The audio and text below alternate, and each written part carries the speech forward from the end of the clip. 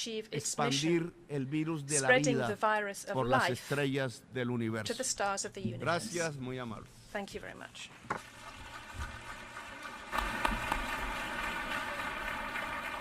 On behalf of the Assembly, I wish to thank the President of the Republic of Colombia for the statement just made, and I request protocol to escort His Excellency.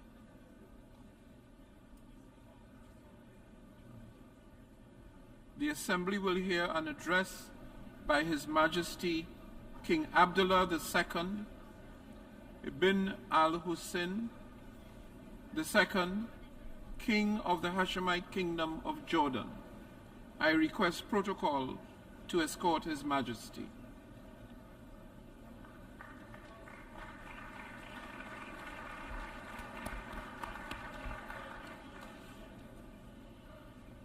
On behalf of the General Assembly, I have the honor to welcome His Majesty King Abdullah II ibn al-Hussein, King of the Hashemite Kingdom of Jordan, and to invite him to address the Assembly.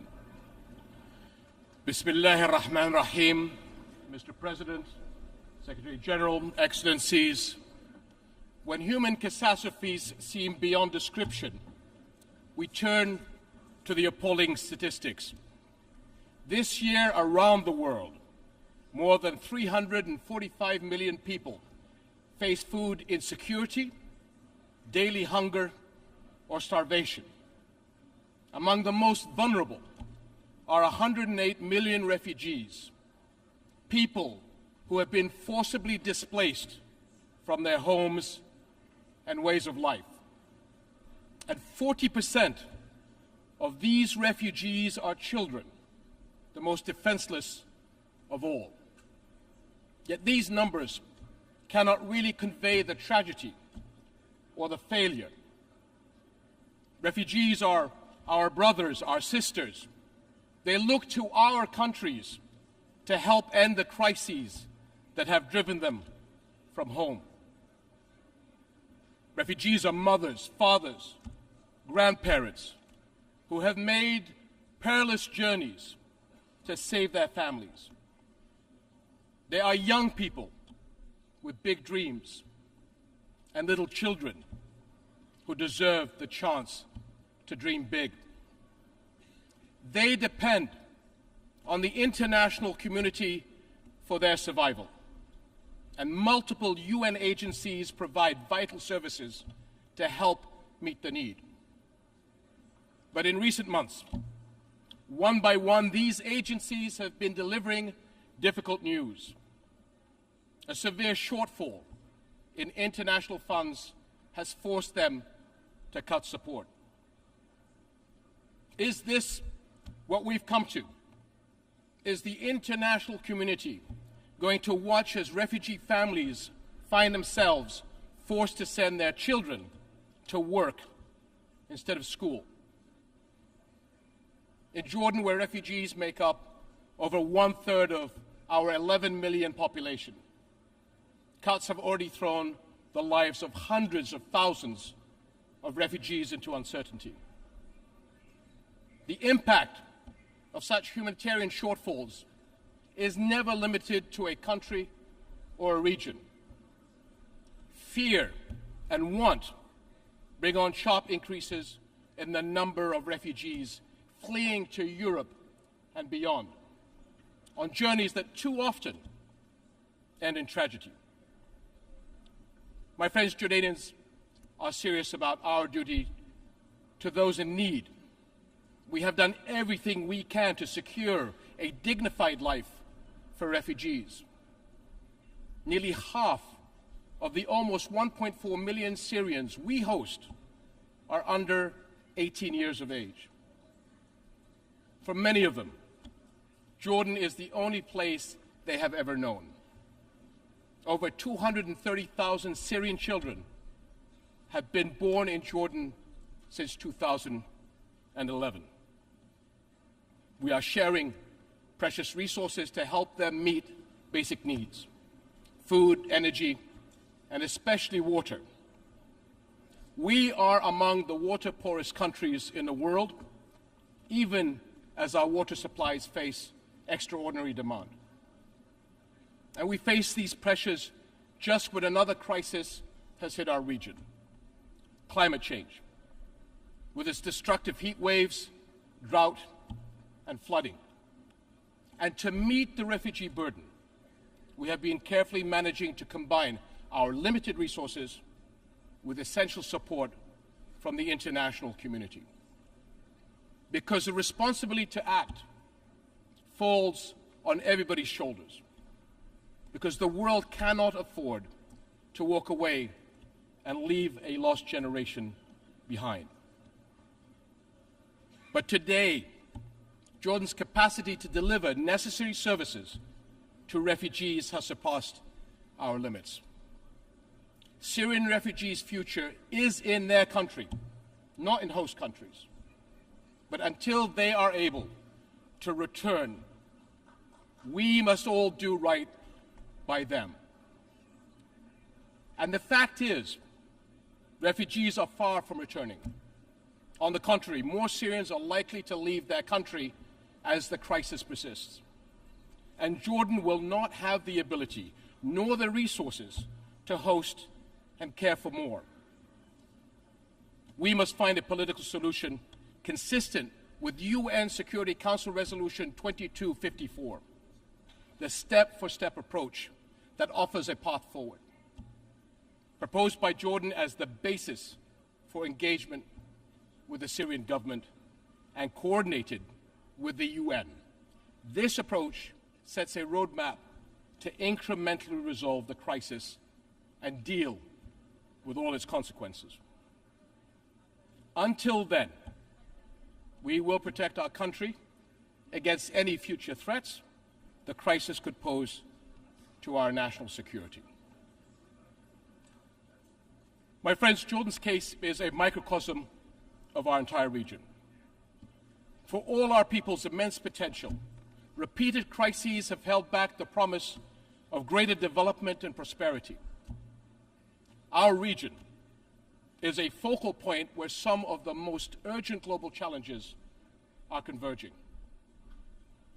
How will our world respond? Will we come together in global solidarity to get to the root of the problem, the conflicts and the crises that destroy life and hope? Will we work as one to rebuild the lost trust in international action and help those in want? My friends, our region will continue to suffer until the world helps lift the shadow of the Palestinian-Israeli conflict, the central issue in the Middle East. No architecture for regional security and development can stand over the burning ashes of this conflict. But 7.5 decades on, it still smolders. Where are we going? Without clarity on where Palestinians' future lies, it will be impossible to converge on a political solution to this conflict.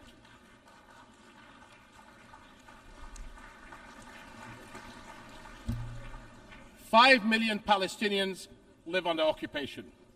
No civil rights, no freedoms of mobility, no say in their lives. Yet every UN resolution since the beginning of this conflict recognizes the equal rights of the Palestinian people to a future of peace, dignity, and hope.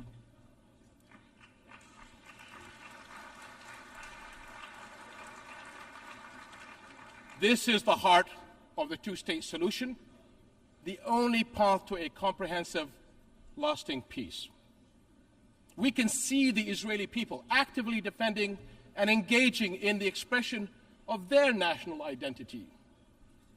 Yet the Palestinian people are deprived of that same right to express and fulfill their own national identity. The basic requirement for that right is the establishment of their own independent and viable state on the June 4th, 1967 lines, with East Jerusalem as its capital, living alongside Israel in peace, security, and prosperity. And delaying justice and peace has brought endless cycles of violence. 2023 has been the deadliest for the Palestinian people in the past 15 years. How can people trust in global justice while settlement building, land confiscations, and home demolitions continue? Where is the global solidarity to make UN resolutions believable by people in need of our help? Jerusalem is a flashpoint for global concern. Under the Hashemite custodianship of Islamic and Christian holy sites, Jordan remains committed to safeguarding the city's identity. But preserving Jerusalem as the city of faith and peace for Islam, Christianity, and Judaism is a responsibility that we all share. And we must not abandon Palestinian refugees to the forces of despair. Sustainable funding is urgently needed by UNRWA, the UN agency that provides vital relief, education, and health services to millions of Palestinian refugees. And this is essential to protect families, keep communities stable, and prepare young people for productive lives. We must protect young Palestinians from extremists who prey on their frustrations and hopelessness by making sure they continue to learn at the schools under the blue flag of the United Nations, as the alternative will be the black flags of terror, hate, and extremism.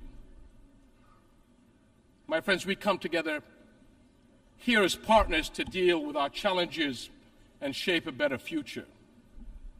We speak here for our people. We speak for families and the younger generations.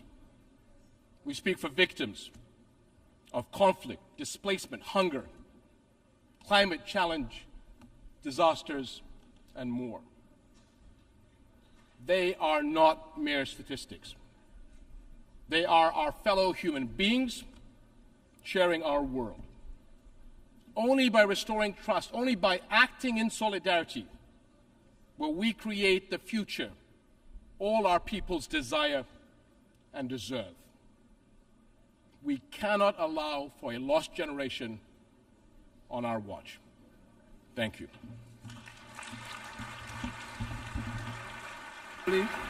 I wish to thank the King of the Hashemite Kingdom of Jordan for the statement just made, and I request protocol to escort His Majesty.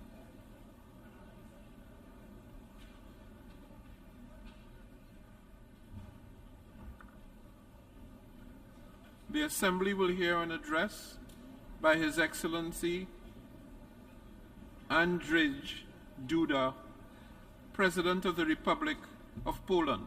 I request protocol to escort His Excellency. Good morning, Your Excellency. Morning, Excellency. How are you? On behalf of the General Assembly, I have the honor to welcome His Excellency Andrzej Duda, President of the Republic of Poland, and invite him to address the Assembly. Distinguished Mr. President, Mr. Secretary General, Excellencies, honorable delegates, I wish to congratulate His Excellency Mr. Denis Francis on his election to the honorable function of the President of the 78th United Nations General Assembly. I wish to express Poland's full support for his mission and wish him every success in its fulfillment. At the same time, my thanks go out to His Excellency Csaba Kőrösi in recognition of his active engagement while presiding over the work of the 77th session of the General Assembly. Mr. President, ladies and gentlemen, 193 countries from every continent have gathered in New York at UN headquarters to discuss the most important threats and challenges facing the world today. The United Nations General Assembly is an extremely important event. it is the only place and the only opportunity to debate in our midst the crucial problems that affect us all. We are here because of the courageous and forward-looking decisions made by the leaders of the Western world during the darkest days of the Second World War. At that time, they pondered over how to avoid similar tragedies in the future.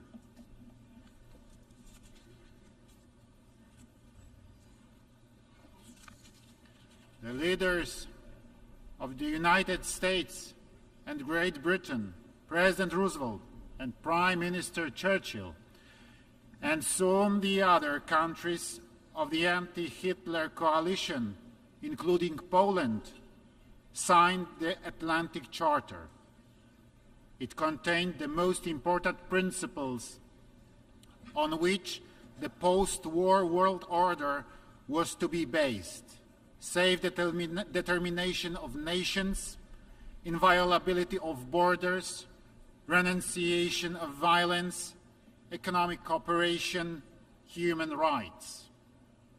The Atlantic Charter, together with the Washington Declaration, were the cornerstone in a building of the United Nations organization. Ladies and gentlemen, today once again, it befell on us to live in dangerous times. As a result of Russia's full-scale aggression on Ukraine, hundreds of thousands of people lost their lives or suffered injuries. Millions were forced to flee their own home country, and hundreds of millions worldwide are facing the specter of famine and serious economic disruptions. Russia's brutal aggression brought immense global problems in its aftermath. It put to a test international world order. Costs of those barbarian actions, humanitarian, material, and environmental, are incalculable and still growing. For long, world peace has never been as threatened as it is today. We, Poles, know fully well that peace is not to be taken for granted. September in the history of my home country is a special month. On 1st September 1939, Nazi Germany invaded my homeland, Poland. The Second World War broke out.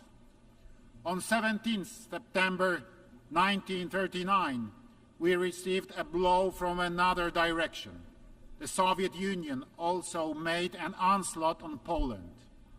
In the wake of the alliance between Hitler and Stalin, Nazi Germany and Soviet Russia, Poland lost its independence, was wiped out from the map of the world, and subjected to extremely brutal occupation.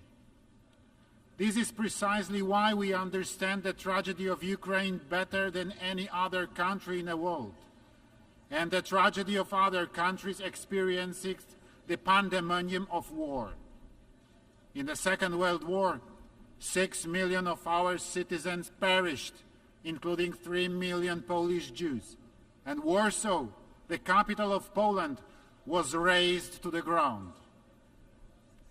And yet our history stands as a testament that even crimes and persecution are not able to suppress the true spirit of freedom, that freedom will finally prevail. Enslavement, imperialism, and neocolonialism are a denial of freedom as much as insane dreams of dominating the others. When unleashing the war in Ukraine, Vladimir Putin wanted to restore the Russian Empire, to divide the world, and to make Europe systematically dependent on his raw materials. He has not succeeded. It is my firm belief that he will no longer succeed. Ladies and gentlemen, today the world needs courageous and visionary leaders.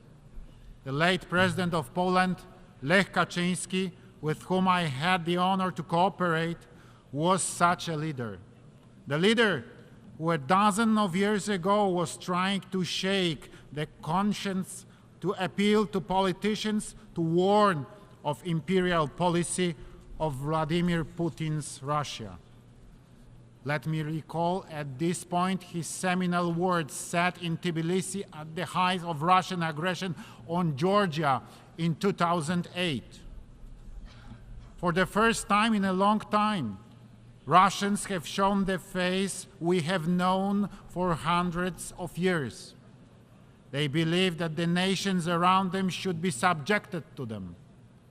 We say no. Russia believes that the old days of the empire that collapsed less than 20 years ago are coming back.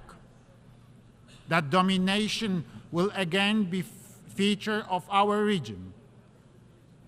Well, it will not. Those days are over, once and for all. Yes, today, in this very place, at the United Nations headquarters, I wish to reiterate, those days can never return. The logic of conquest, changing borders by force, disregarding the law, and denying the Ukrainian people their right to exist must be stopped. This brutal war must end and not be converted into a frozen war. This can only be done by restoring the full territorial integrity of Ukraine within its internationally recognized borders. Ladies and gentlemen, Poland's position in the face of any war is clear and straightforward. We demand absolute respect for internationally recognized national borders. The inviolability of these borders is a fundamental element of the world order. Today, the victim is Ukraine. Tomorrow, it could be any one of us if we do not follow these ironclad rules, if we do not insistently enforce compliance with international law. Forgotten and unpunished war crimes, crimes against humanity, build a sense of impunity among the perpetrators. Such crimes give permission to their successors and imitators who, following suit, commit similar crimes when they want to dominate and determine the fate of other states and nations. The crimes in a war in Ukraine are the living proof thereof. That is why we are engaged in initiative to hold Russia accountable for gross violations of fundamental norms of international law. We strongly support the work of the International Criminal Court and the International Court of Justice. We support the work of the Independent International Commission under the UN Human Rights Council to investigate violation of human rights and humanitarian law in the context of Russian aggression, and to collect, verify, and preserve evidence. We support the idea of establishing an ad hoc special tribunal. The crimes must be accounted for and the perpetrators punished. Ladies and gentlemen, information wherefore goes on. Lie is used to cover up and justify Russian crimes on civilian population. Russia continually tries to shape international public opinion by building a false vision of the reality. In Poland, this comes as no surprise to us, but the world is just about to discover the scale of manipulation and disinformation.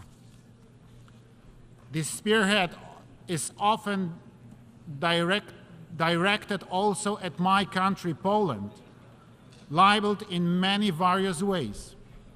This is because we have consistently been opposing Russia's imperial and neo-colonial policy and have supported Ukraine in its defense from the outset. We, as international community, must draw conclusions from the situation. We must confront manipulation and disinformation. We must fight against the hypocrisy of history, the reversal of the roles of the henchman and a victim. What is evil should be called evil. A crime should be called a crime. Ladies and gentlemen, these days, many states are blamed for prolonging the war as they supply necessary weapons to Ukraine in its defense war.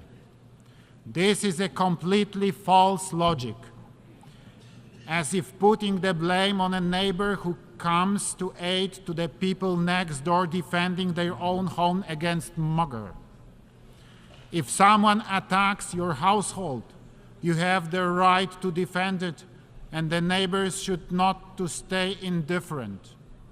Ukraine would not be able to resist the aggression and effectively stand for its independence if it were not for the assistance of other countries, and primarily on the biggest scale, the United States of America. It is the United States that has been playing a pivotal role in assuring security in Europe for more than a century. I'm saying so as a president of the European country which was plagued by war experience on so many occasions.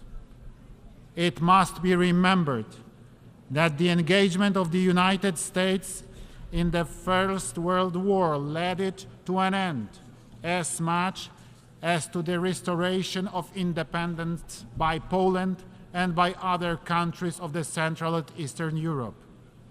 The United States played a pivotal role in defeating Nazi Germany. Without the US support, neither the United Kingdom nor the Soviet Union would have been able to resist Hitler. Finally, the United States was instrumental in the reconstruction of Western Europe in the aftermath of war and in fending off the threat posed by the Soviet Union throughout the Cold War. It is too often that Europe tends to forget that it owes its security and prosperity to the US commitment and presence. In Poland, we recall this very well. That is why Poland's top priority for the time of our presidency of the European Union in the first half of 2025 will be enhancing transatlantic relations and cooperation between the EU and the United States of America. Ladies and gentlemen, Poland has never had colonies, the fact of which we are proud. We emphasize it on all occasions. Instead, my home country was many times brutally attacked, destroyed, and used by the neighbors with their imperial ambitions. For 123 years, Poland disappeared from the maps of the world. That is why we understand very well the countries that suffered colonialism and the challenges they need to confront.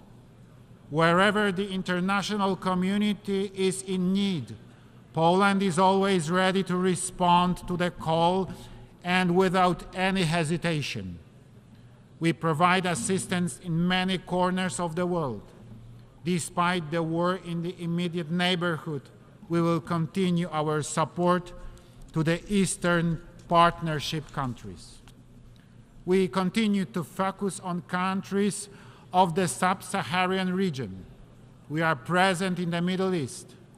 Given the refugee crisis caused by the war in Syria, Poland's assistance to Iraq, Lebanon, Palestine, and Jordan will be maintained.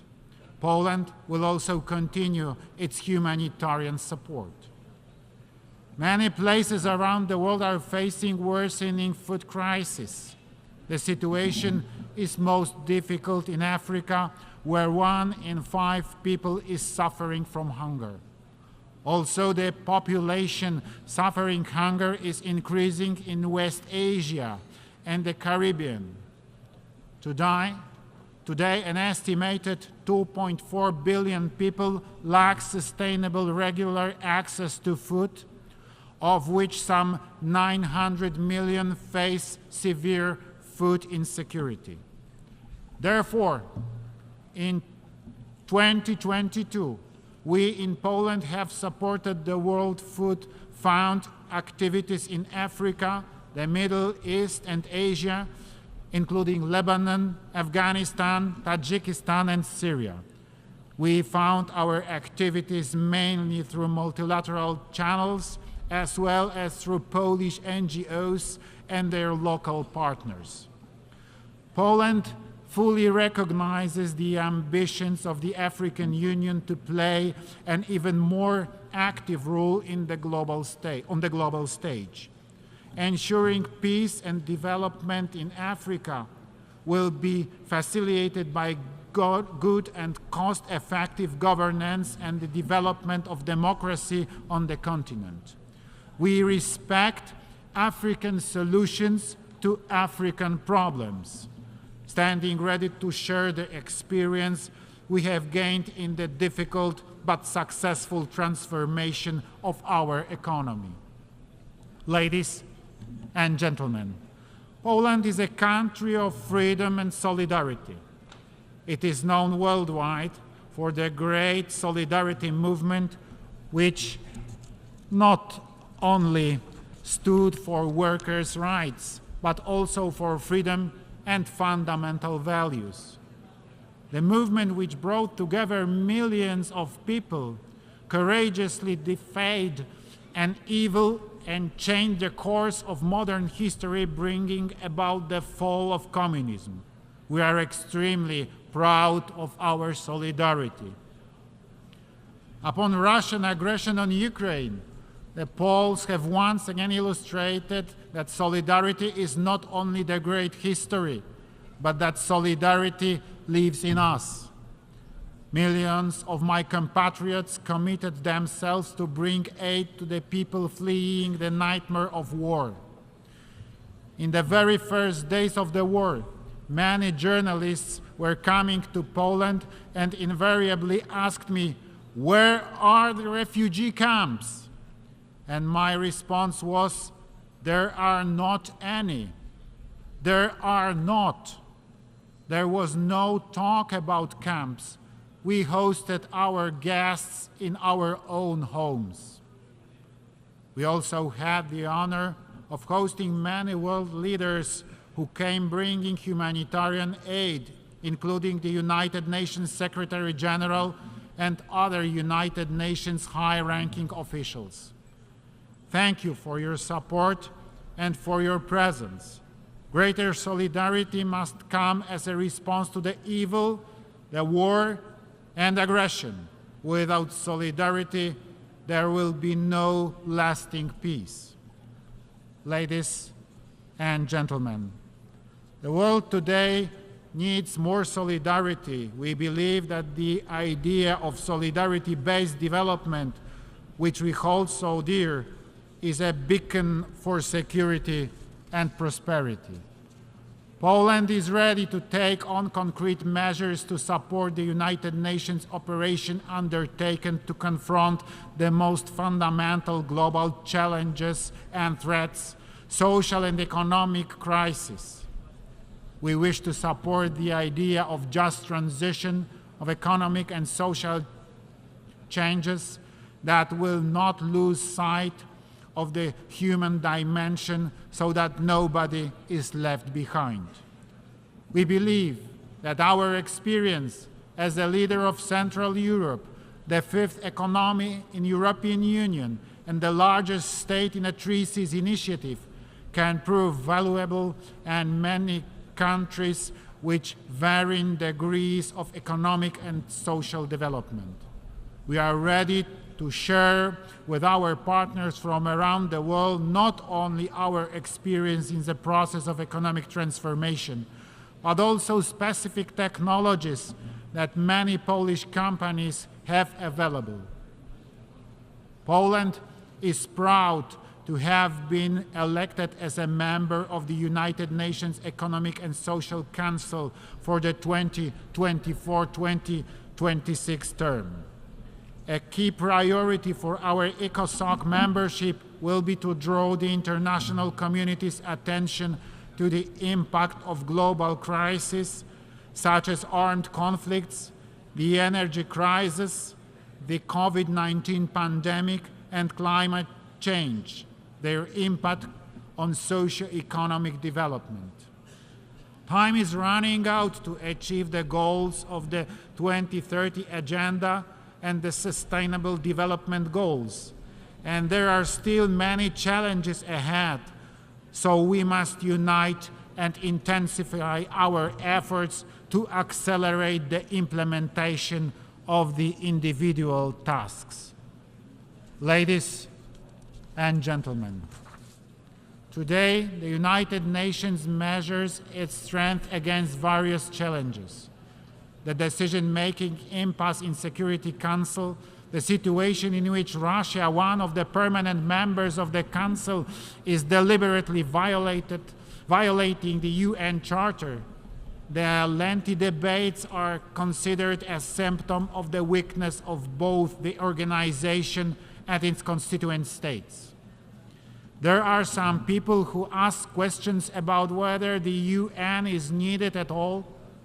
Does it fit the times? On behalf of Poland, a neighbor of attacked Ukraine, a country that has taken in millions of refugees, I emphatically answer, yes, the United Nations is very much needed. No better system for international cooperation has been invented. The United Nations best justifies its experience not here in the New York or Geneva, but by bringing aid and assistance to those most in need, children, victims of war, the persecuted and the hungry, every day, all over the world. In 2025, the UN will celebrate 80 years of its existence. We remember why it was founded. Today, in these dangerous times, we need a return to the thinking and actions of the founding fathers of the United Nations. There will be no lasting peace without cooperation, without solidarity between richer and poorer countries, and ultimately without respect for international law. Poland wants cooperation. Poland wants solidarity. Poland wants peace. Thank you very much for your attention. On behalf of the Assembly, I wish to thank the President of the Republic of Poland for the statement just made, and I request protocol to escort His Excellency. The Assembly will hear an address by His Excellency Miguel Diaz-Canel Bermudez, President of the Republic of Cuba. I request protocol to escort His Excellency.